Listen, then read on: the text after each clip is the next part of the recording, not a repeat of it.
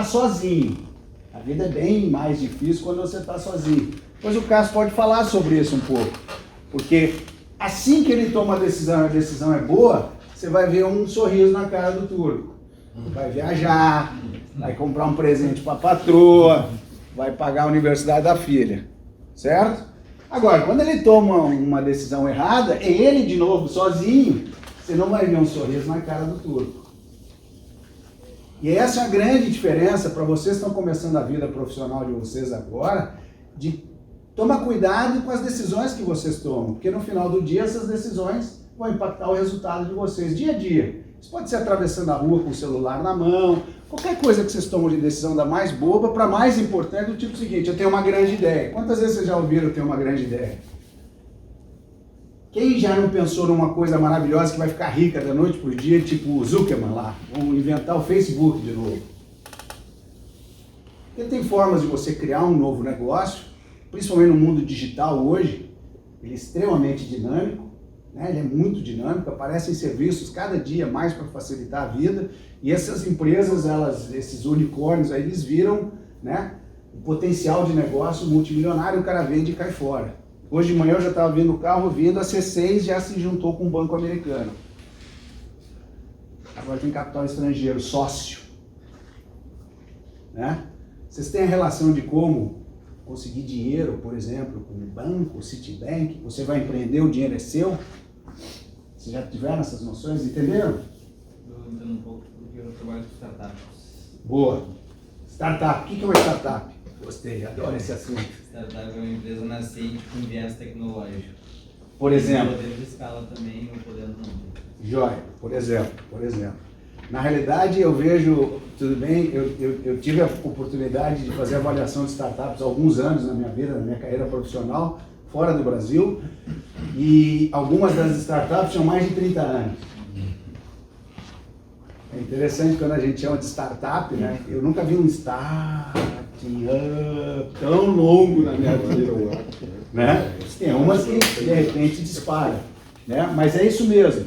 Na realidade, quando você está falando de pequenas empresas, onde você quer lançar um negócio, um produto, elas estão sempre buscando oportunidades para buscar sinergia, para você realmente alavancar o que é a demanda. No final do dia, você está procurando demanda, você está procurando consumidor, está procurando cliente, está procurando negócio. Ah, a grana voltou na conversa.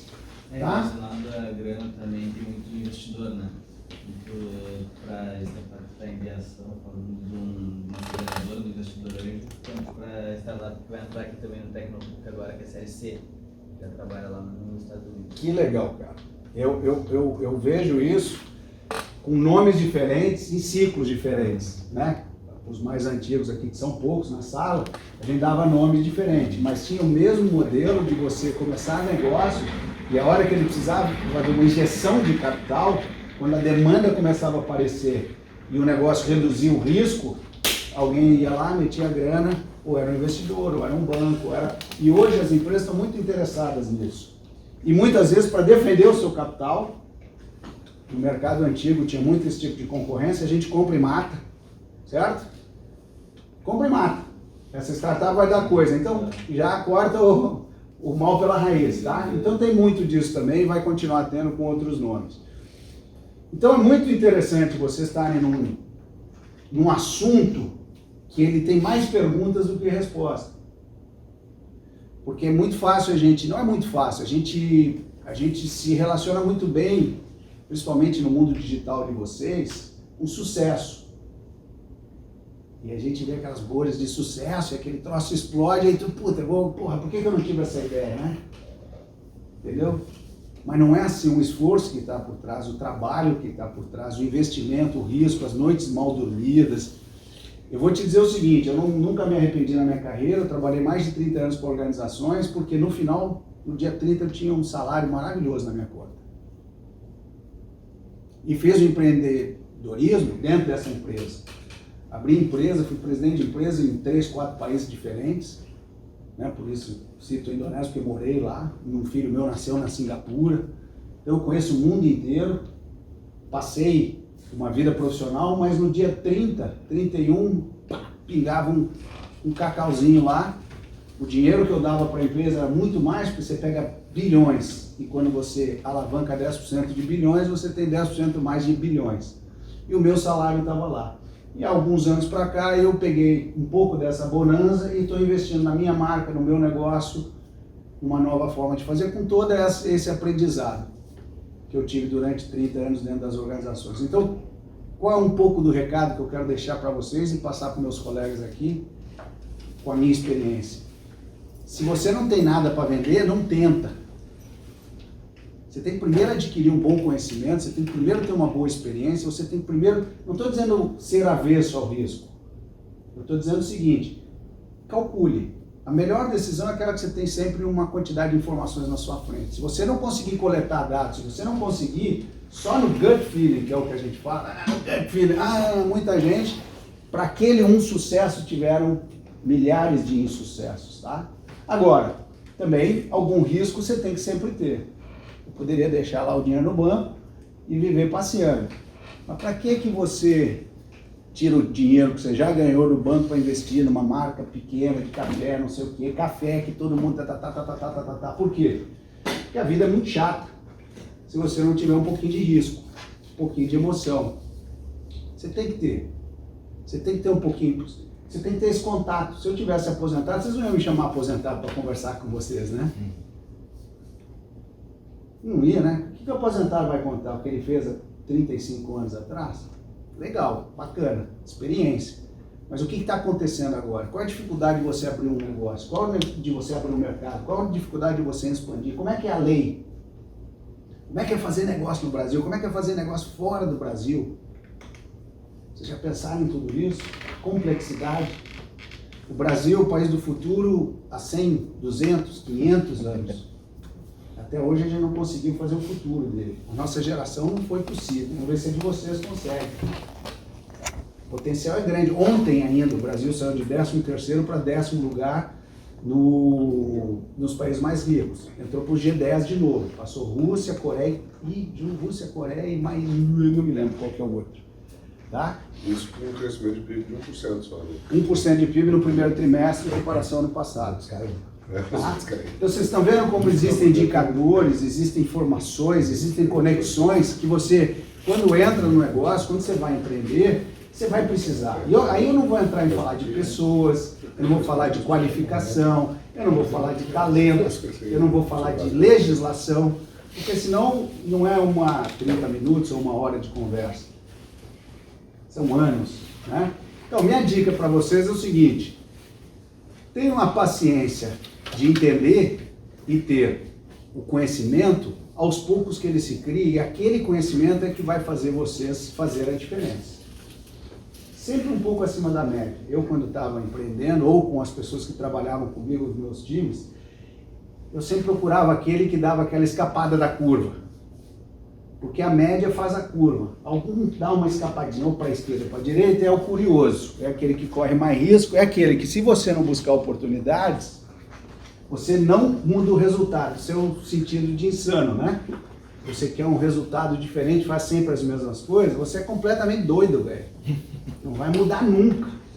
Você tem que fazer alguma coisa diferente. Fala lá, vamos ver se é um café aqui. Como é que foi pra ti, tipo, tu falou que tu trabalhou para grandes empresas, né, presidente e tal, mas enfim, quando tu trabalha para uma empresa, tem que seguir um tipo de manual, regras, enfim, toda... Procedimentos e políticas. Exato, da empresa. E como é que foi para ti sair disso para criar a tua própria empresa e criar teu próprio manual e sair de trabalhar para alguém, trabalhar para ti mesmo, tipo, tu sente saudade, tu te arrepende de ter perdido não tempo, mas tu passado tanto tempo da tua vida trabalhando para alguém, podendo ter investido antes na tua própria empresa, como é que foi assim? Pois é, essa é uma ótima pergunta, porque nunca existe um momento certo. A vida inteira o cara fica pensando que não é eterna aquela relação com uma grande empresa ou coisa desse nível, mesmo que você chegue em níveis altos da organização. E é sempre, a sua pergunta, a resposta é medo. Eu tenho 4 filhos. 4 filhos. Um está na PUC aqui. Eu pago o boleto todo final do mês. E estou empreendendo, gastando dinheiro em marca, botando bastante dinheiro nessas coisas. Né?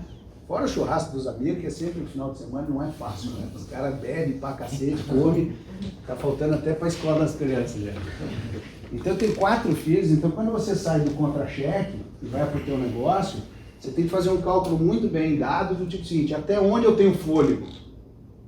Até onde eu tenho a capacidade de não sofrer a pressão financeira? A pior negócio, aí o Cássio vai poder falar bastante sobre isso, porque é um negócio muito difícil, alimento, ele vai falar sobre isso, conheço a história bastante, é você ter a pressão financeira. Imagina num Covid, acordar de manhã e fecha as tuas lojas.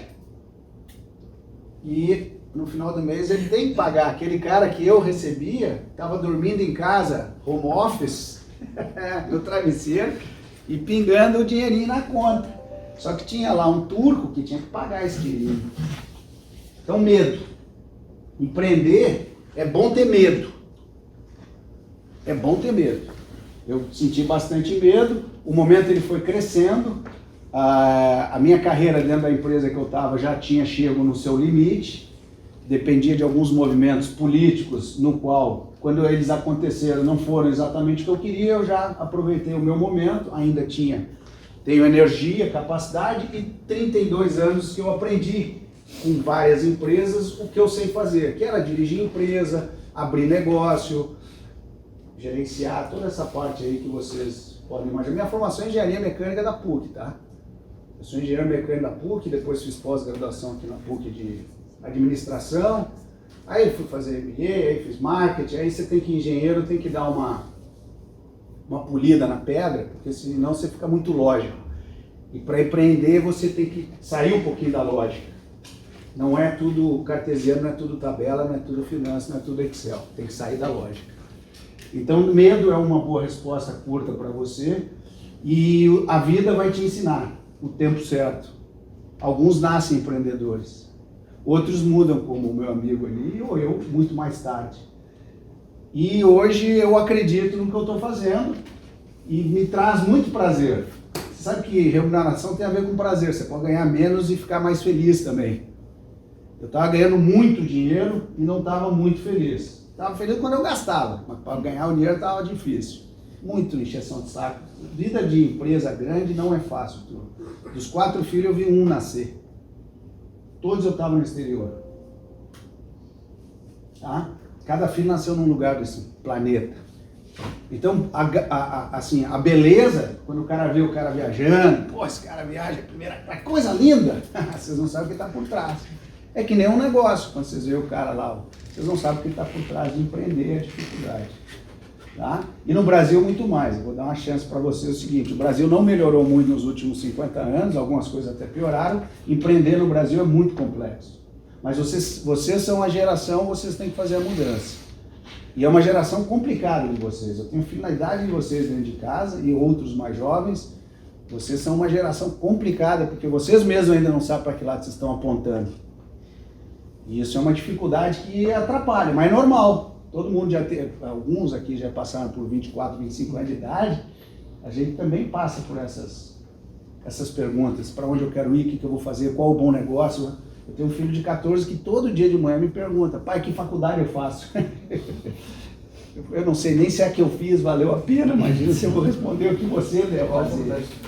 Eu fiz engenharia mecânica aqui, e como eu falei, pós em administração, eu tenho MBA em marketing. E eu fiz isso por causa de vocês. Porque na minha geração, quando você estava trabalhando como eu estava, a nova geração que vinha muito mais qualificada.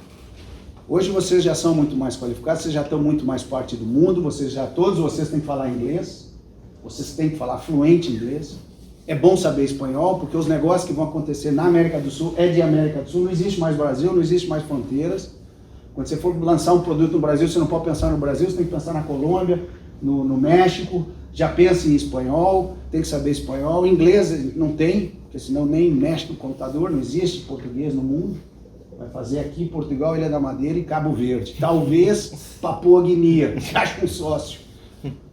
Né? Complicado, né? Então, espanhol, inglês, então vocês vieram com essa pressão, as novas gerações, e a gente tem que correr atrás.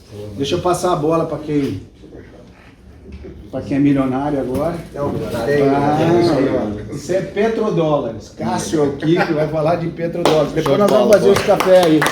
Vê se não tá esfriando água. Eu trouxe uma água quente ali, não. Não, mas depois já tem gente que merece. Você já Tá. pode depois dar o... Então depois a gente pega mais água E quente aí lá. a gente Pro passa- Rodrigo lá ou pro Vinícius? Não entendi, apontou pra lá. Não sei quem. Bom dia, pessoal. Só vou corrigir meu amigo de 50 anos quase. Eu sou libanês, tá? Turco. Turco sou eu, né, Cássio? Mas enfim. Cara, eu vou trazer para vocês um pouco de uma experiência mais real aqui, possível para qualquer um. Tá?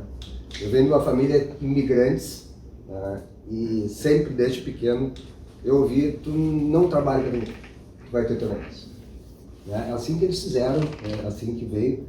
E tem um peso, que talvez tu possa ter, mesmo no meu peso de pequeno, é que tiveram sucesso.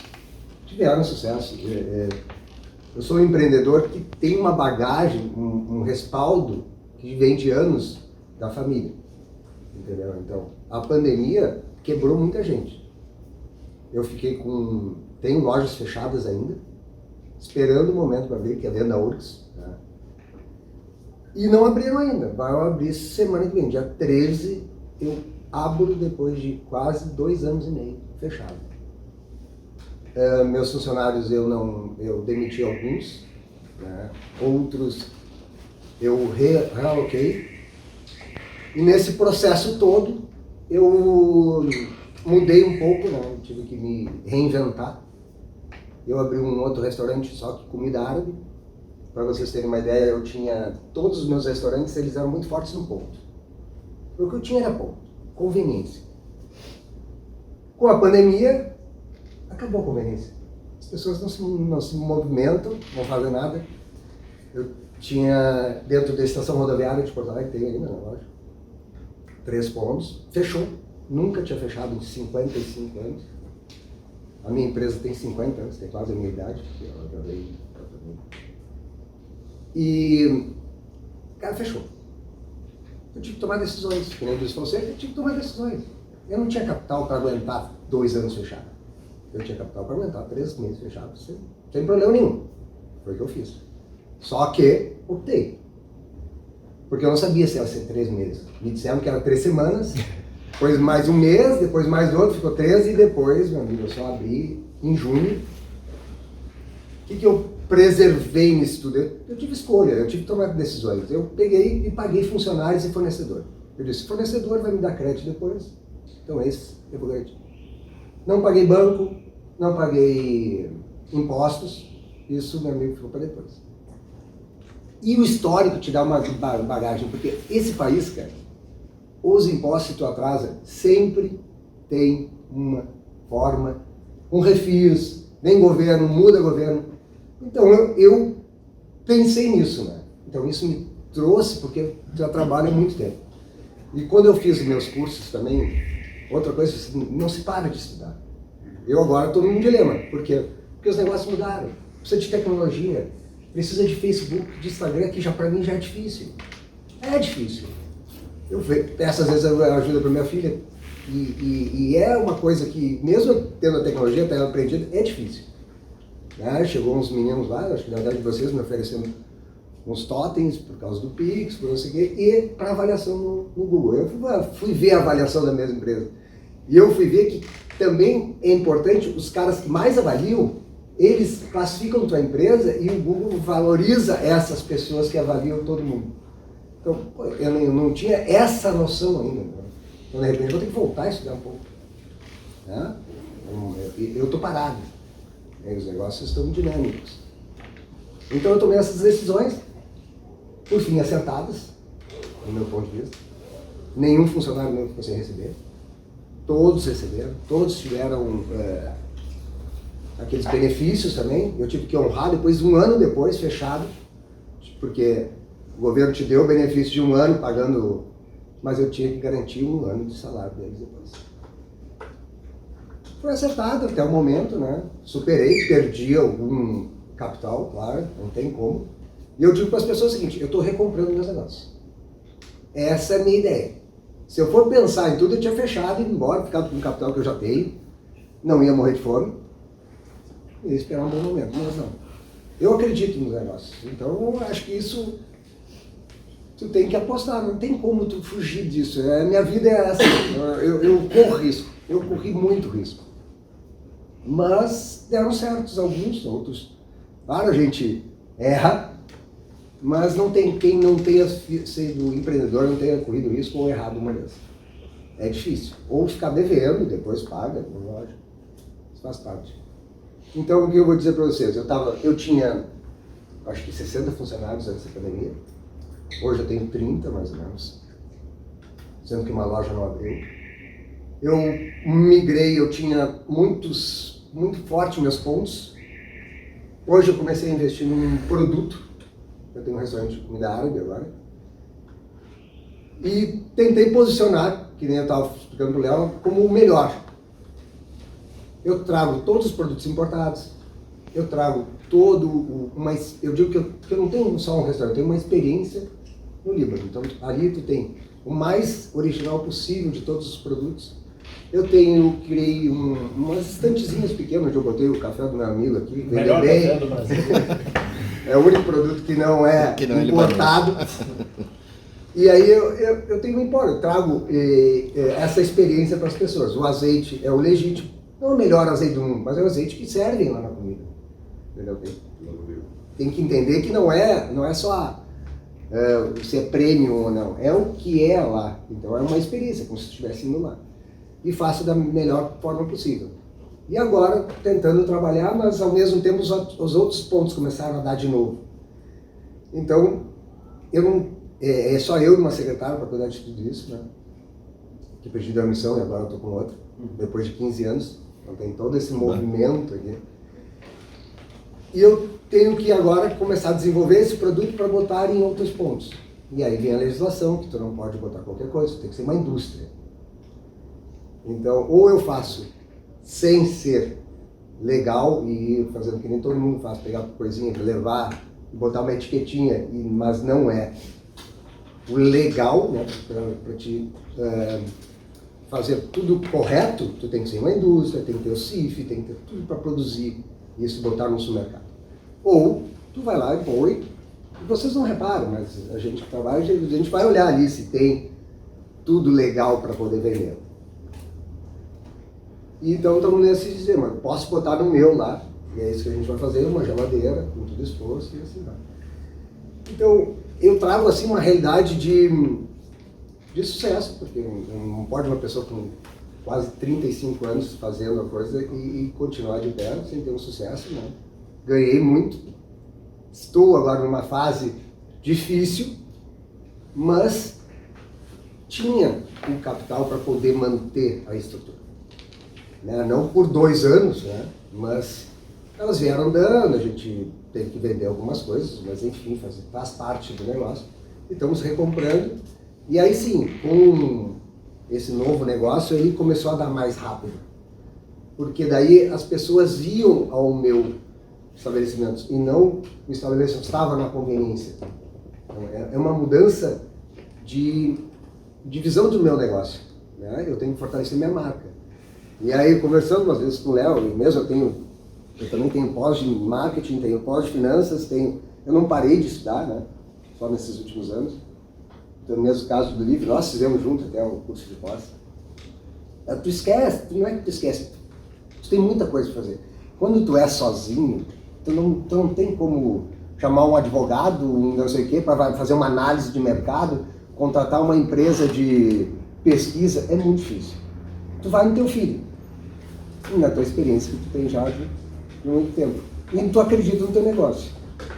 E outra coisa é a seguinte, parece que quanto mais tu trabalha, mais sorte tu tem. Ou seja, não é acaso o sucesso.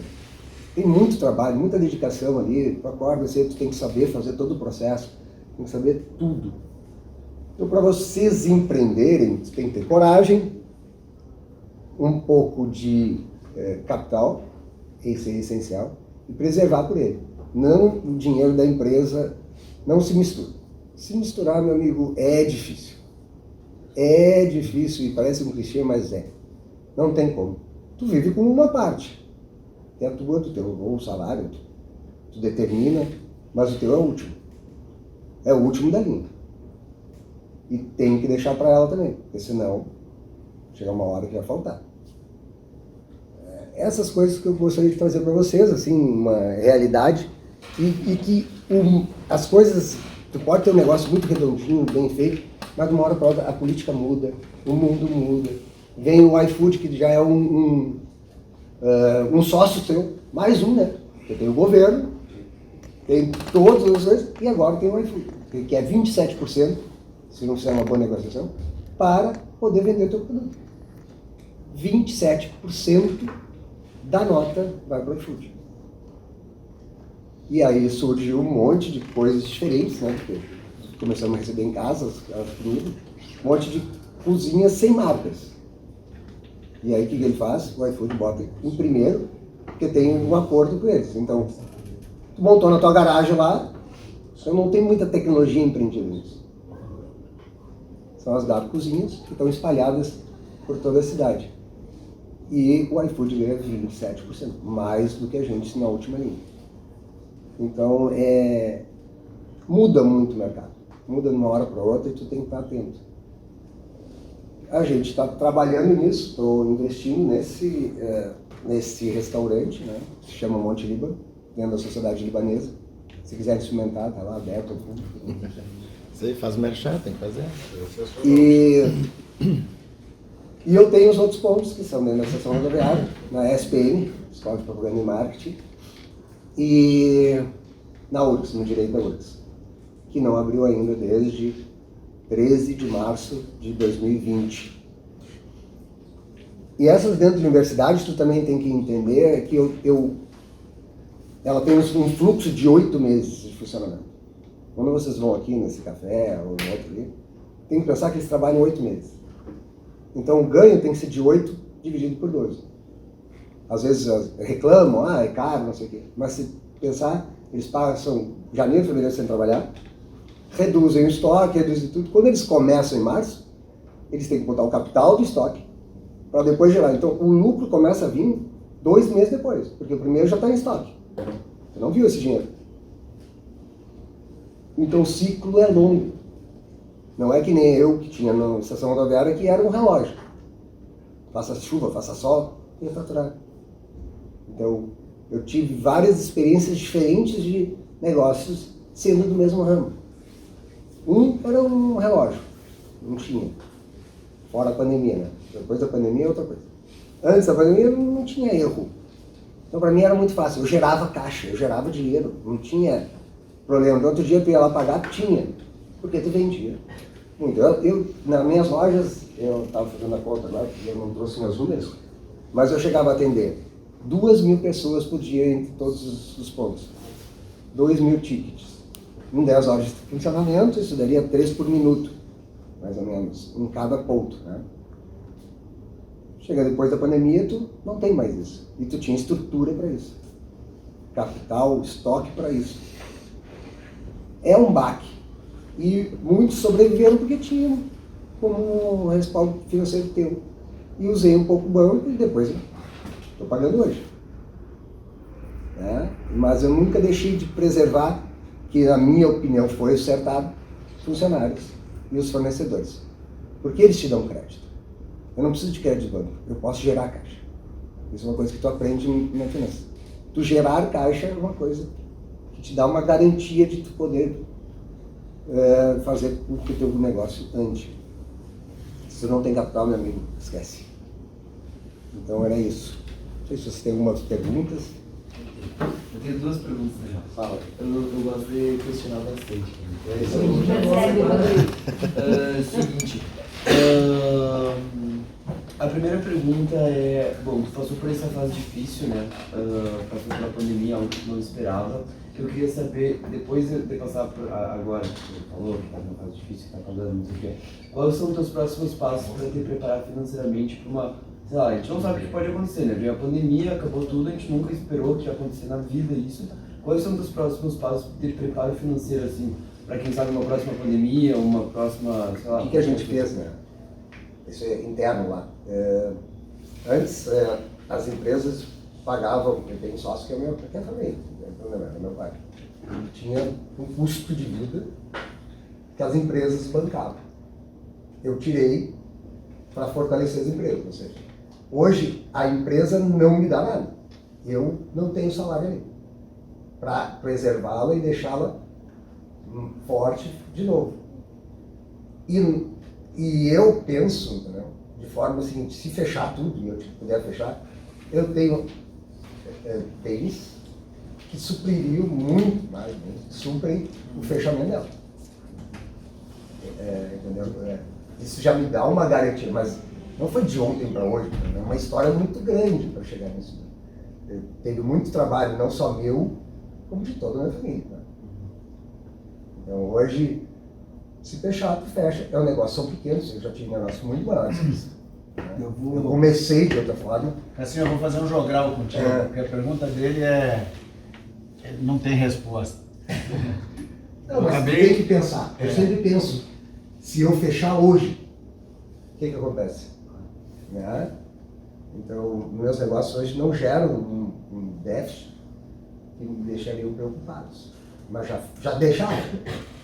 Já tive essa preocupação. Exato, tipo, como que mudou o teu pensamento depois de ter passado por isso? Isso que eu quero dizer, entendeu? Porque a gente, quem sabe, não, a empresa vende muito, não preciso guardar dinheiro, não preciso ter, sei lá, uma segurança, não preciso disso. Como que a tua cabeça mudou depois de ter passado por uma... Eu ia fazer esse jogral com ele para dizer o seguinte: quando a empresa é grande, a gente cria crise.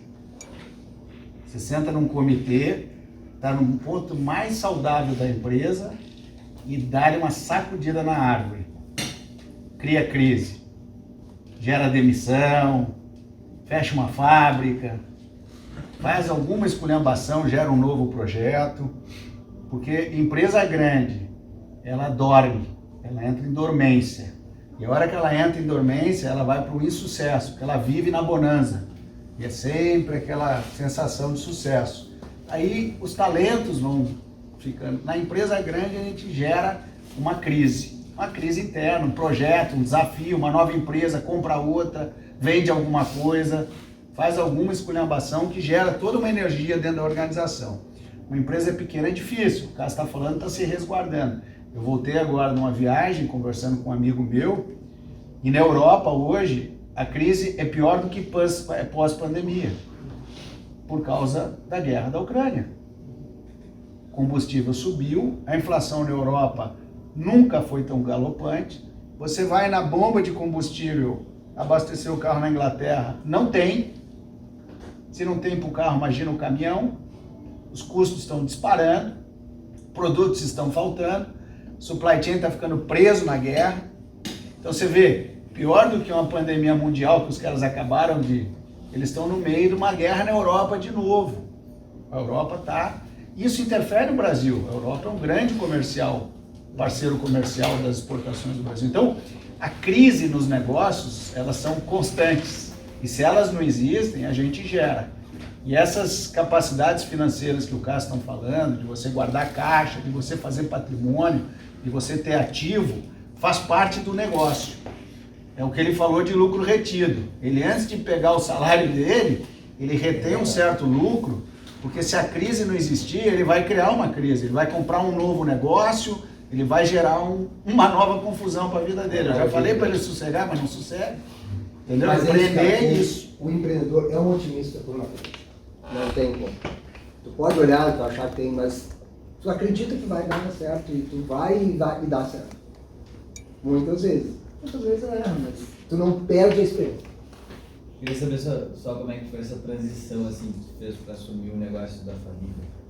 Como é que funciona tudo isso? Porque é difícil, né? Porque tu tem uma cultura que vem dos teus pais, né? Eu comecei, cara, com 16 anos eu saí do colégio.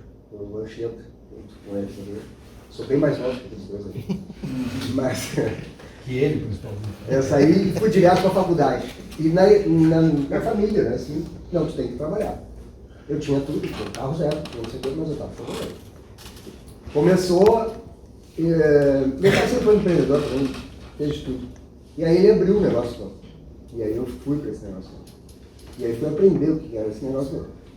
Ele montou uma madeireira em Juína, no Mato Grosso. Nem sabia. E aí a gente foi comercializar a madeira. Eu já comercializei madeira. Depois a gente abriu, aí eu já estava mais maduro, eu abri com ele um outro negócio. Era professor Dino, porque trabalhava ele continuava com um negócio dele, que era Mas importação de vocês já tinham os pontos, assim... Não, aí tá. Esses pontos da rodoviária, ele já sempre teve como um seguro. Se não fosse ter mais nada, ele voltaria a fazer aquilo ali. Quando a rodoviária dele, ele investiu ali. É que eu venho de uma família de avô e pai, muito empreendedor. E que para eles a dificuldade, cara, era nada. Eles eram de um país, no Líbano, não sabiam falar, não sabiam nada. Cara, eles desbravaram esse Brasil. Eles vieram primeiro para Belo Horizonte. Vou te dizer que em 15 anos, meu avô tinha 25 caminhões dentro de Belo Horizonte em uma linha de ônibus. Como? Não sei.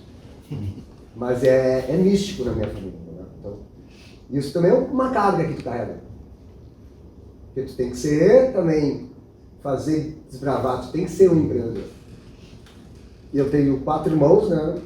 Um bem mais novo que eu, tem 20 anos de diferença. Esse ainda não achou o caminho, né? Eu me submeti, eu cuido mais do patrimônio e da empresa, porque não é só essa, tem a empresa de imóveis também, que a gente tem que preservar. Já o meu irmão, ele é um executivo, logo depois de mim, ele também tem negócios em Santa Catarina, é o Las Lenhas, é um restaurante também. Eu e ele começamos juntos e ele saiu agora e montou os restaurantes. Ele era meu sócio, ele foi para Santa e montou lá e já tem 4 restaurantes lá de parrilha. E o outro é alto executivo, tipo o Fonseca. Ele disse, eu não quero ser empreendedor, é muito ruim, ele pegou funcionário roubando, ele se estressou muito. Não, eu vou trabalhar para ser executivo. Com 30 anos ele decidiu, participou de uma seleção, conseguiu e hoje ele é vice-presidente da Abbott. Diretor, não chegou a ser vice-presidente, é diretor de uma linha. Ele trata direto com o governo. Então, na pandemia, ele estava responsável por toda a venda de medicamentos da Abbott, do governo federal. Então, ele não conseguiu. Agora, eu acabei ficando e sempre quis estar em Porto Alegre também, né? Não queria sair, acho que aqui tu consegue. Mesmo todo mundo dizendo que não, já o meu irmão odeia Porto Alegre, já está em Santa Catarina, lá as coisas andam, aqui não. É difícil o processo assim. Eu fui levando, fui criado para ser empreendedor, para não trabalhar para ninguém, então isso também tem um peso, né? Ninguém me disse que não, mas tem peso. E fui. Depois eu montei os meus negócios próprios, né? Depois de muito tempo eu tenho os meus, que são esses foras, que aí são meus, eu que toco. Não faço parte da família, mas acaba tocando junto. Meu pai até hoje trabalha, tem 80 anos, ele vai lá, ele vai ser atendido por ele, vai nas mesas, ele gosta, e ele nunca parou de trabalhar. Só que ela tem as limitações hoje, tudo é computador, tudo é eletrônico, tudo é celular, e para ele foge. O que ele gosta de fazer? Ele gosta de fazer as compras. Se perguntar para ele, ele sabe todos os preços de tudo. Eu tenho que olhar no computador. Ele não, ele sabe de cabeça. Qual a tua maior dificuldade trabalhando com a tua família, sendo sócio do teu pai? É os conflitos assim internos assim de pai e filho, sabe? De tu ter que debater, de ter esse peso dele ser uma pessoa de sucesso e tu querer mostrar também que tu pode, que tu é capaz, entendeu? Então tu comete erros. Eu preciso sair para fazer os meus negócios, parece que tu tem que provar, né? Tu tem que provar que tu é capaz.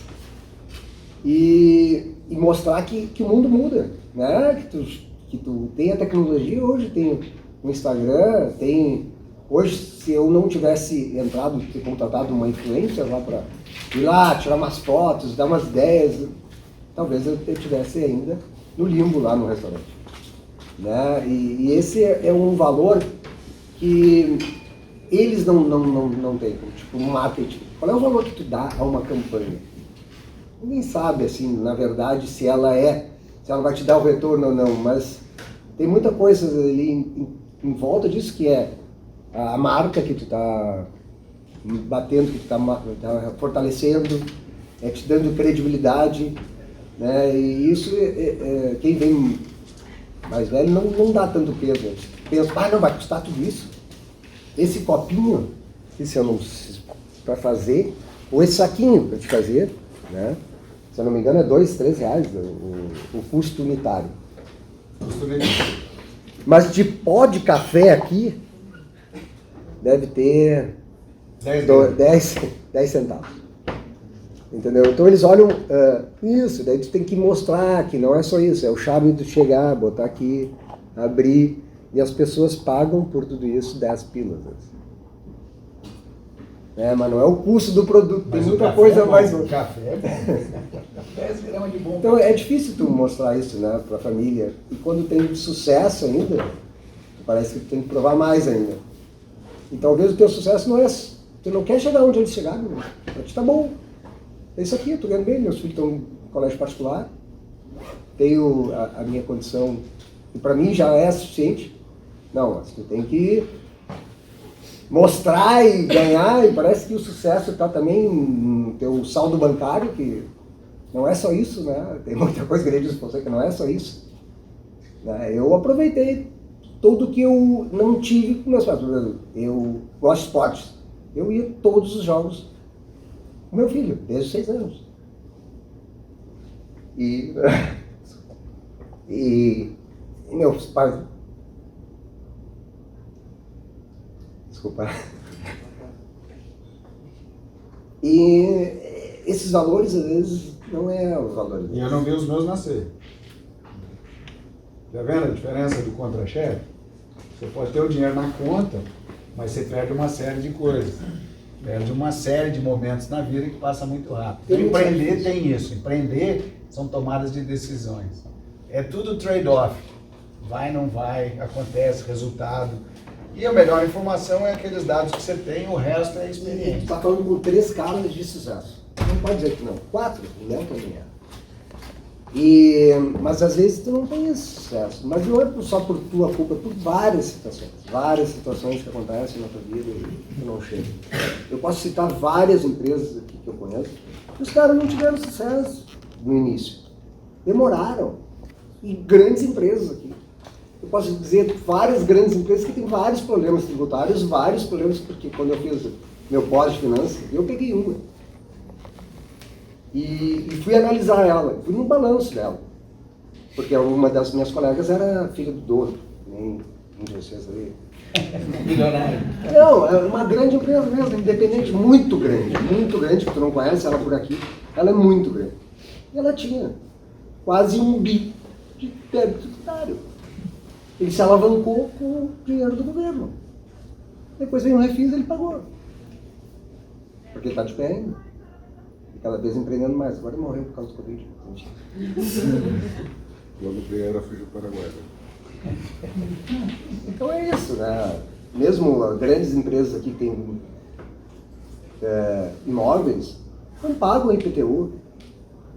A minha amiga, que era colega do Léo também, um pouco mais nova que a gente, é procuradora do município, e ela fala. Não podemos estar dizendo porque a gente conhece, mas não pagam. Quando vão fazer a obra, eles pagam. É mais barato. Tudo é conta. Né? Chega lá, daí eles financiaram uma campanha ali, eles conseguem um refis, um negócio. Um país assim. Ainda. Está melhorando. Mas já foi bem pior. Porque se dava canetaço. Enfim, era isso. Vou passar a bola aí para o nosso engenheiro ali.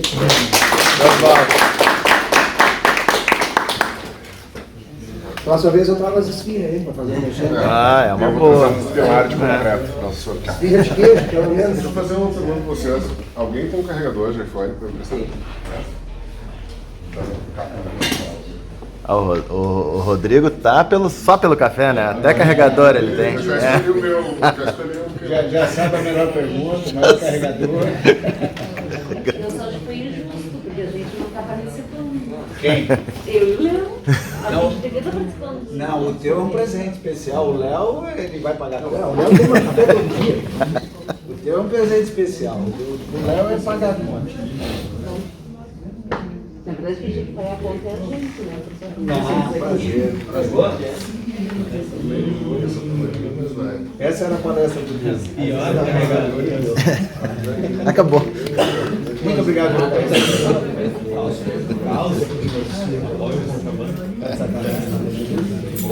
O que é isso, Chico? Ah, pode. Espeta. Deixa eu dar um pause. Então, prazer estar aqui com vocês. A PUC foi minha casa também, me formei em engenharia civil aqui na PUC em 99, se não me engano, 89. Não, 99. 99 me formei aqui em engenharia civil. E eu fui colega do Léo, do Fonseca, do Cássio no Anchieta. Eles eram mais velhos, continuam sendo. Né? Agora não mais. Eu só trabalhei mais do que eles, na verdade, mais acabadinho. E queria contar uma história para vocês, assim, o Fonseca contou a história do diretor que virou empreendedor, o Cássio contou a história do empreendedor que nasceu empreendedor, e eu vou contar a história do empreendedor que virou funcionário e que virou empreendedor depois, né? Mas é muito rapidinho essa história, porque eu quero mostrar mais o que a gente está fazendo na pré-info para vocês. Eu, estudando aqui na PUC, né, eu demorei 10 anos para me formar aqui na PUC, porque lá pelo segundo, terceiro ano, primeiro ano, na verdade, comecei a trabalhar, pelo segundo, terceiro ano de faculdade, eu gostei de trabalhar, eu gostava de ganhar dinheiro. E aí eu comecei a trabalhar muito mais do que estudar. Eu já trabalhava com engenharia civil, trabalhava em um projeto estrutural, tinha vários clientes, vários amigos, enfim, são outros projetistas. E isso me deu uma ideia, uma falsa ideia de que depois que eu me formasse eu poderia ser um projetista também, né? Porque eu me dava bem, tinha um bom relacionamento com o mercado, mas era com o mercado errado que eu tinha esse relacionamento. Eu tinha um relacionamento com os caras que iam ser meus concorrentes depois que eu montei o escritório. Mas aconteceu, eu montei um escritório de projeto, e o escritório teve muito insucesso. Justamente por isso, porque eu achava que eu estava me relacionando bem com o meu público-alvo, meus clientes, e na verdade eu estava me relacionando bem com os meus concorrentes. E depois, na hora do pega-paga-pai, ninguém vai te indicar para projeto nenhum. O escritório funcionou 3 anos, a duras penas, eu e o sócio, até que a gente decidiu, gente, não tem mais como continuar com o escritório. Cada um tem que tomar o seu rumo, né? E eu fiquei tão decepcionado, vamos dizer assim, com o mercado que eu acabei de entrar, tinha acabado de entrar, né? Que era um mercado que eu já trabalhava há 8, 10 anos, mas agora como player, como concorrente, que eu resolvi procurar um profissional de coach, né? Foi a primeira coach de verdade que teve aqui no Rio Grande do Sul, em Porto Alegre, que agora pipoca para tudo quanto é lado, né? Coach. Lá em 2004, esses profissionais não eram tão assim, abundantes no mercado, né? Mas essa era muito boa, chamava Lígia Neri, né?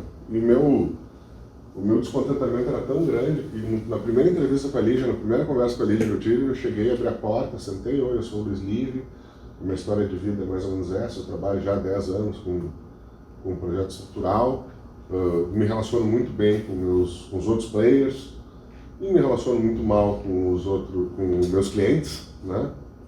E eu quero parar de fazer o que eu estou fazendo, quero vender colchão na Casas Bahia. Essa foi a minha conversa com a Lídia. Eu realmente cheguei lá e disse assim, me ajuda a entrar na Casas Bahia para vender colchão. Porque eu não aguento mais fazer o que eu estou fazendo. Não aguento mais. Não sei se vocês já ouviram essa história, mas é verdade. Né? É pura verdade. Você conhece a Lígia, né? Sim. Você e não comprei colchão contigo. Eu não fui, né? Ficamos um ano e pouco conversando. A Lígia é uma psicóloga especializada em coaching, né? E psicóloga, né? Até que ela me convenceu que eu não devia abandonar o mercado, eu devia trabalhar no mercado de uma maneira diferente. Tá, Lígia, mas o que é isso? O que tu não gosta de fazer? Eu listei, não gosto disso, não gosto daquilo, isso me estressa.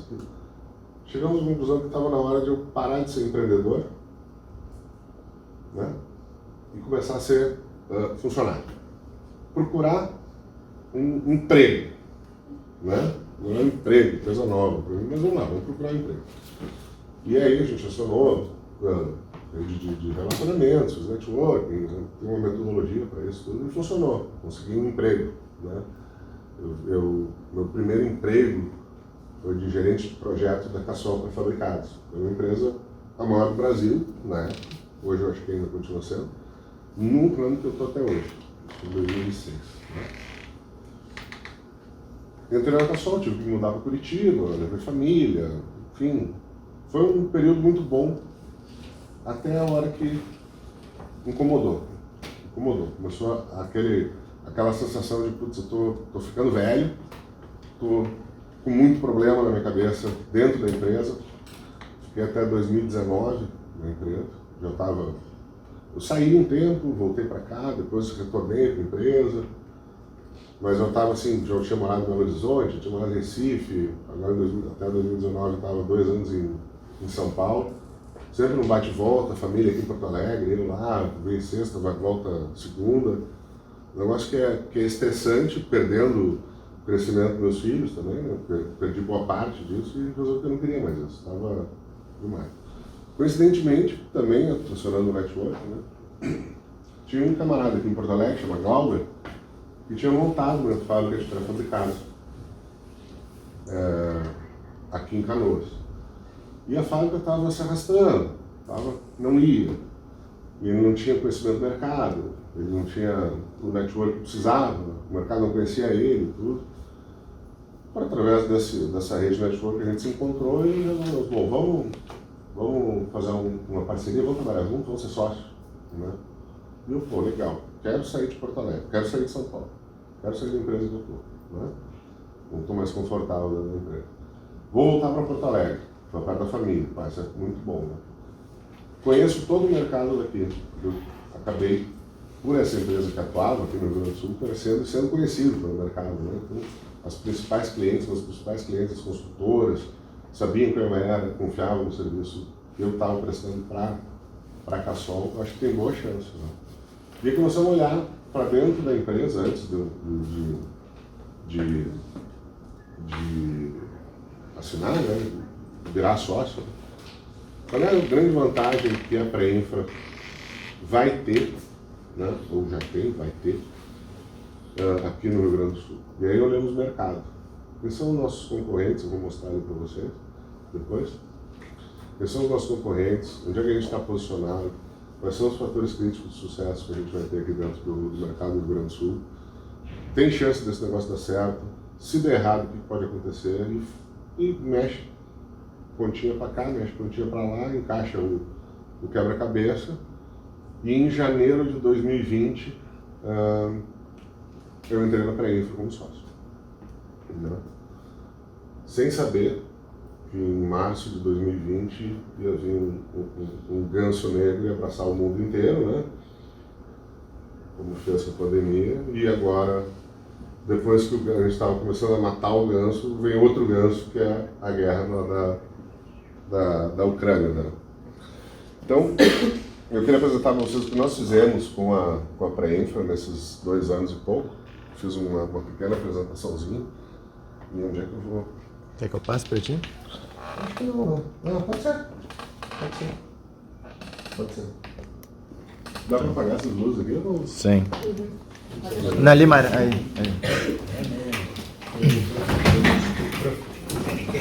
Bom, ali. Vai lá. Você não está frente?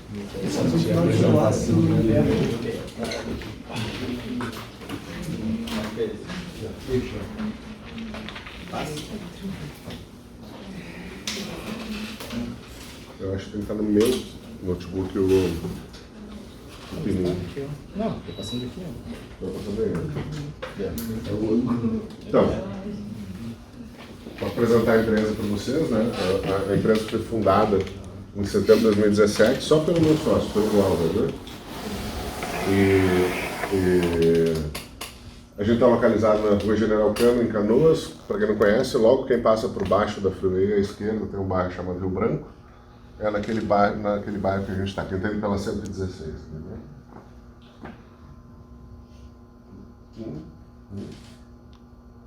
Tem que pensar bem forte.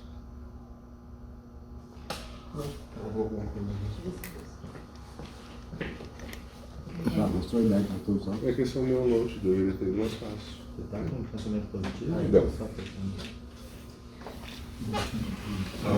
Tô pensando positivo. Lívia, fica do outro lado, só que tá bem na frente. Né? Isso, pode ser? Olha aí. Então, um dos fatores que fez sucesso para o nosso negócio é posicionamento, é a localização, né? Porque o frete, a gente faz peças pré-fabricadas, pilares, vigas, lajes, para construção industrializada, né? Essas peças muito pesadas, o frete tem um fator muito importante no custo do nosso serviço, no preço do nosso serviço, né?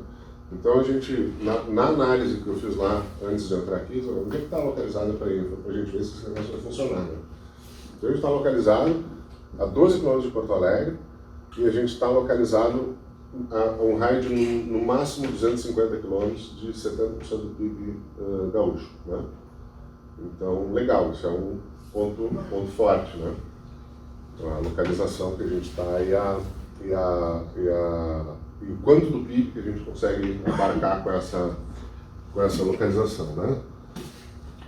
Hoje a gente tem 9 mil metros quadrados de área fabril coberta, 4 mil metros quadrados de estoque, uma produção de 18 mil metros cúbicos de concreto por ano, uma capacidade de produção, né? Hoje a gente já está com 97 funcionários e esses faturamentos estão tudo errado. A gente fechou 21 com 20, com faturamento de 21 a gente fechou com 29, 30 milhões e esse ano, 22, até agora a gente já está com 16.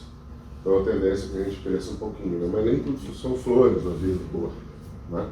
Um pouco, aí, menos, aí. Lá em 2017, 18, a empresa começou com 2 mil metros quadrados, dos 9 mil, né? Depois a gente conseguiu subir para 6 mil.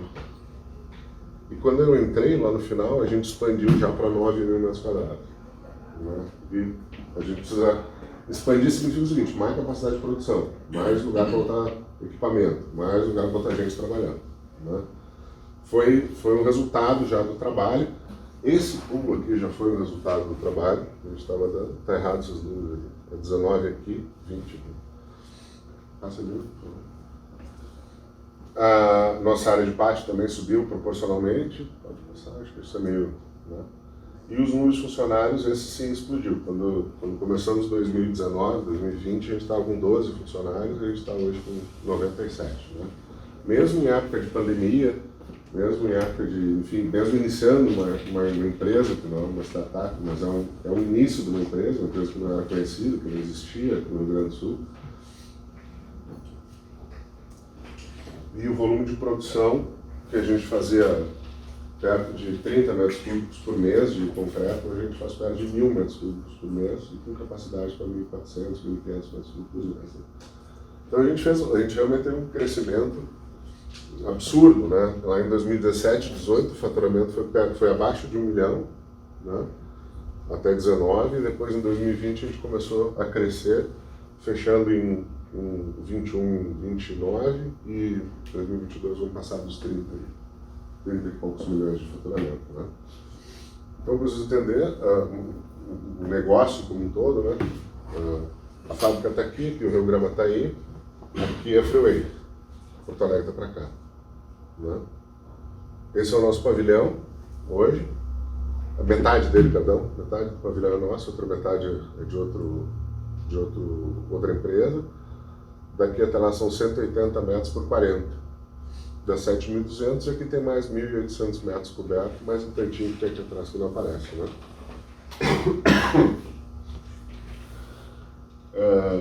Acho que você pode passar, né? Acho que não lembro. Só para vocês entenderem o que a gente faz: a gente pega o aço, transforma esse aço em armação de vigas pilares, bota de uma forma concreta. Depois de concretado, isso vira uma peça pré-fabricada de concreto que a gente leva e monta na obra. O legal é que a construção industrializada está na moda no país, né? Inclusive tem uma meta do governo de aumentar a construção industrializada e construção modular crescente, assim, uma meta crescente, que é uma pauta governamental diária, assim, né, de vários lugares. Isso aqui acho que me interessa muito, me interessa um pouquinho aqui, para trás, aqui na volta ali. Quando a gente montou a empresa, a gente também pensou num outro problema, que é mão de obra. Tanto a falta de mão de obra como a falta de qualificação de mão de obra. Então a gente quis tirar fora o máximo que podia de gente dentro da fábrica, mecanizar e automatizar o processo o máximo que podia também. Então a gente investiu em formas automatizadas, são importadas, investiu em equipamentos de corte e dobra automatizado, pensando em industrializar também o pré-produção, né? Não só a construção como um todo. Né? Quando a gente investimos pesado também em sistemas de gerenciamento, de gestão de qualidade. Existe hoje ferramentas que são completamente digitais, né, via QR Code, para controle de produção, controle de qualidade, estoque e rastreabilidade dos elementos que são produzidos. Né? A gente investiu bem nisso aqui.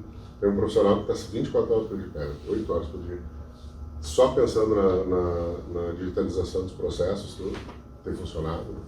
A gente tem um painel de BI que é bem conciso, né, com as informações que a gente precisa, né?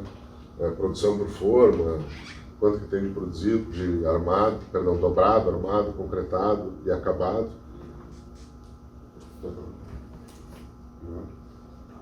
E, enfim, outro fator crítico também era a gente ter frota própria.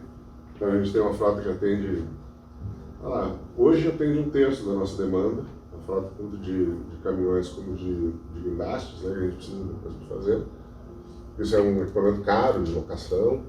A gente acabou trazendo para dentro 1/3 dessa necessidade. O ideal seria mais, mas é muito caro, né, um equipamento desse, então vamos chegar lá. Mas, enfim, acho que eu tocar ficha. Eu queria chegar na análise de mercado que a gente fez.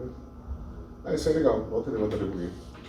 Nesses 2 anos que a gente está, 2 anos e meio que a gente está operando de verdade, a gente considera que a Preinfra nasceu em janeiro de 2020, né? Todas essas marcas aqui foram conquistadas, todos esses clientes foram conquistados nesses últimos 2 anos e meio. Então até 2020 a Preinfra estava adormecendo, ela praticamente não existia para